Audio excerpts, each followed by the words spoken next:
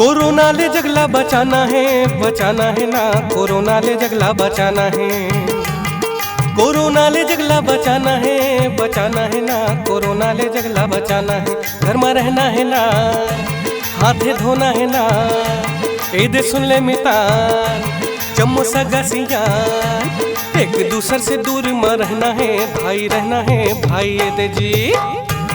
एक दूसर से दूर में रहना है भाई, रहना है भाई ए दे जी।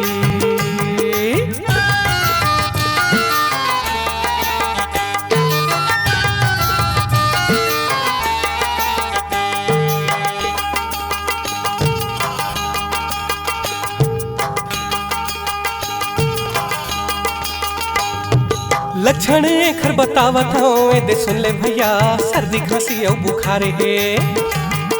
लक्षण खर बतावत हूँ, दे सुन ले दीदी, सर्दी खांसी और बुखार है। तुरते डॉक्टर कर जा, अपन चेकअप करा, महामारी ला दूर भगाना है, ये भगाना है भाई दे जी।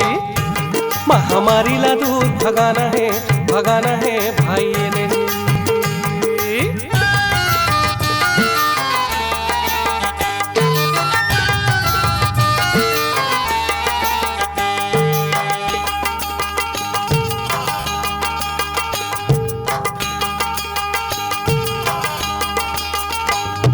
कोरोना ले खुद ला बचा होता, गाँव सुरक्षित रही, जागरूक सबोला बनाना है।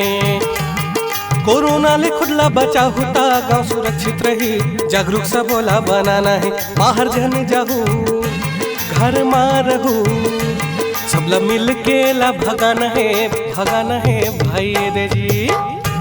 सबला मिल के ला भगाना है, भगाना है भाई दे जी।